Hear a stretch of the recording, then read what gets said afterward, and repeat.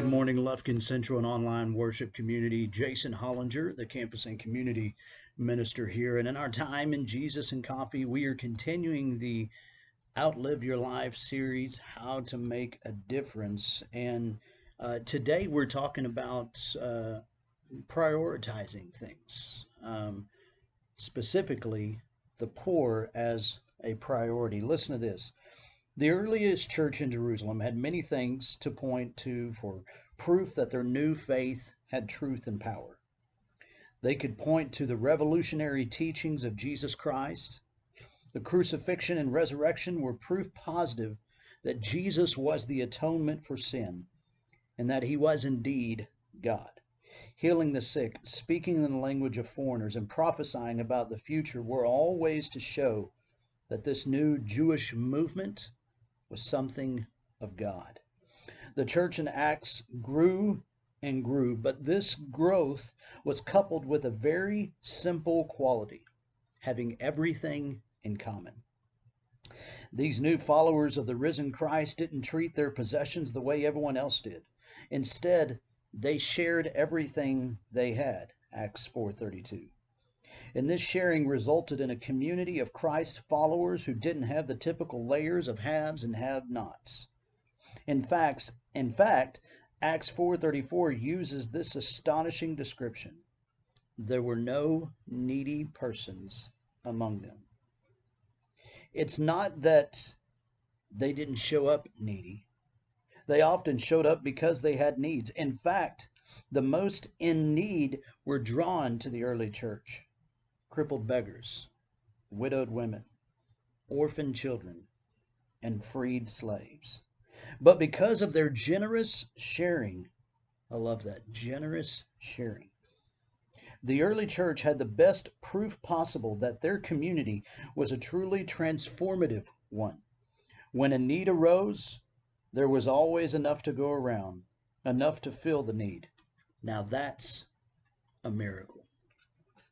You know, as we think about this challenge to see the understanding of leaving no one in need, of providing for them, you know, I think this is not Hollinger taking this above and beyond what it's stated, because remember uh, who of this group, how this group came together.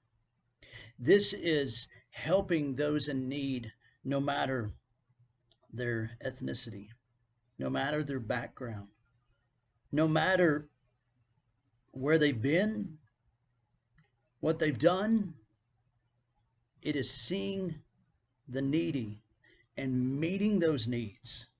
Yes, the crippled beggars, the widows, the just the sick, the poor, the destitute, whatever their situation may have been. Because again, when the early church comes together, what happens? All these different nations, all these different tribes are hearing the message of Jesus, Acts chapter 2, being spoken in their native tongue, and they're wondering how all this is possible. So you have a multi-ethnic church, a community of believers that came together, and one of their goals is there would be no needy persons. There would be no poor. There would be, but yes, as Scripture says, you will always have the poor among you. They come that way, but when they come into that community, when they come into that faith family, that community of faith, their status changes because they shared everything. They had everything in common, not just their faith, not just their goals, not just their dreams, not just their visions, not just what they want for the future, but they had everything in common. They shared all that they had, so that ultimately there were no needy persons. So here's my challenge to you today. As we come to the middle of our week, as we come to this moment where we are called to see needs and meet needs, my question to you today is, how are you How are you going to fulfill this call? No needy persons among you. How are you going to live up to that? That's a that's a challenge. I know. That's a good it's one to comprehend, one we must comprehend. Yes. But how are you going to see needs and meet needs? It'll change a life. It'll change status. It'll change someone's view of God. I can't wait to hear and see how it goes. Have a great day and God bless.